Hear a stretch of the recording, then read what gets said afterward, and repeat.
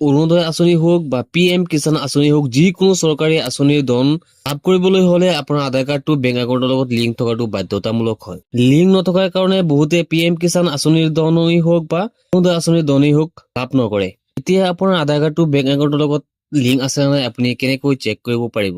এতিয়াৰ পৰা আপোনালোকে বেংকলৈ যোৱাৰ কোনো প্ৰয়োজন নাই। ঘৰতে বহি আপোনালোকে আপোনাৰ হাতত থকা মোবাইলটোৰ জৰিয়তে বেংক একাউণ্টৰ লগত আপোনাৰ আধাৰ কাৰ্ডটো লিংক কৰিব পাৰিব আৰু ডিবিটিটো অন কৰি ল'ব পাৰিব। এইটো ভিডিঅ'ত দেখুৱাই দিম আধাৰ কাৰ্ডটো লিংক হৈ আছে নে নাই, ডিবিটিটো অন হৈ আছে নে নাই আৰু কেনেকৈ লিংক কৰিব, সম্পূৰ্ণ প্ৰচেছ দেখুৱাম আমি এইটো ভিডিঅ'ত। গতিকে ভিডিঅ'টো বহুত গুৰুত্বপূৰ্ণ হ'বলৈ ধৰিছে, আপোনালোকে ভিডিঅ'টো অলপো স্কিপ নকৰিব, প্ৰথমৰ পৰা শেষলৈকে চাব, তেনেহ'লে আপোনালোকে বুজিব পাৰিব। আৰু যদি এইটো ভিডিঅ'ৰ জৰিয়তে আপুনি কিবা শিকিব পাৰিছে তেনেহ'লে আমাৰ এই চেনেলটো ছাবস্ক্ৰাইব কৰি ৰাখিব। এতিয়া আমি চেক কৰি দেখুৱাম আমাৰ আধাৰ কাৰ্ডটো বেংক একাউণ্টৰ লগত লিংক হৈ আছে নে নাই। ভিডিঅ'ৰ ডিছক্ৰিপশ্যনত লিংক এটা দিয়া আছে, সেইটো লিংকত যদি ক্লিক কৰে আপোনালোকে ডাইৰেক্ট এইটো পেজত আহি যাব পাৰিব।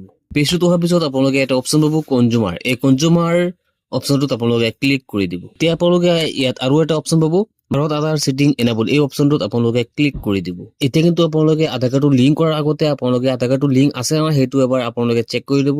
তাৰ বাবে আপোনালোকে ইয়াত পাব আধাৰছ মেড ষ্টেটাছ, ইয়াত আপোনালোকে ক্লিক কৰি দিব। আপোনালোকে ইয়াত পাব ইণ্টাৰ ইউৰ আধাৰ, আপোনাৰ আধাৰ কাৰ্ডৰ নাম্বাৰ কেইটা ইয়াত আপোনালোকে টাইপ কৰিব। তত আপোনালোকে এটা কেপচা পাব, এই কেপচা কোডটো যেনেকে আছে তেনেকে আপোনালোকে ইয়াত বহুৱাই চেক ষ্টেটাছ অপশ্যনত আপোনালোকে ক্লিক কৰি দিব। আপোনাৰ আধাৰ কাৰ্ডৰ লগত লিংক থকা মোবাইল নাম্বাৰটোত এটা OTP আহিব, এই OTPটো আপোনালোকে ইয়াত বহুৱাই কনফাৰ্ম অপশ্যনত ক্লিক কৰি দিব।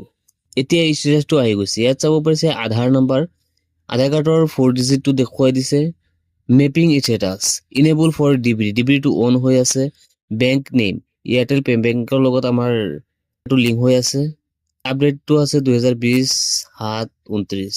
আমাৰ আধাৰ কাৰ্ডটো বেংক একাউণ্টৰ লগত লিংক হৈ আছে কাৰণে ইয়াত ইনেবল দেখুৱাইছে। আপোনালোকৰ যদি এইটো লিংক হৈ নাথাকে তেনেহ'লে নট লিংক বুলি দেখুৱাই দিব। আপোনাৰ আধাৰ কাৰ্ডটো যদি ইয়াত লিংক হৈ নাথাকে তেনেহ'লে আপুনি লিংক কৰিব লাগিব, তাৰ বাবে আপুনি বেক হৈ ওলাই আহিব। এতিয়া যদি আপুনি আধাৰ কাৰ্ডটো বেংক একাউণ্টৰ লগত লিংক কৰিব বিচাৰে তেনেহ'লে আপুনি আধাৰ ছিটিং ডিছিটিং এই অপশ্যনটোত আপোনালোকে ক্লিক কৰিব লাগিব। কনফাৰ্ম আহিব, ইয়াত আপুনি ক্লিক কৰি কনফাৰ্ম কৰি দিব। আহিছে request for Aadhaar seeding ডিছিটিং।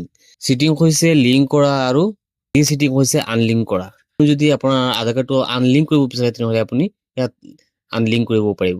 Inter Euro Aadhaar number, ইয়াত আপোনালোকৰ আধাৰ কাৰ্ডৰ নাম্বাৰটো বহুৱাই দিব।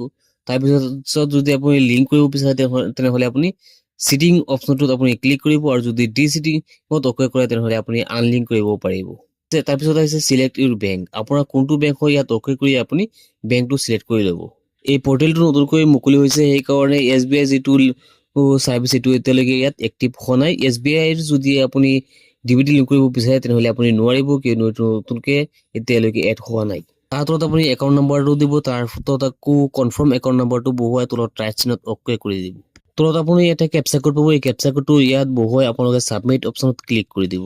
তাৰপিছত আপোনাৰ মোবাইলটোত এটা OTP আহিব, এই OTPটো বহুৱাই আপুনি কনফাৰ্ম কৰি দিব।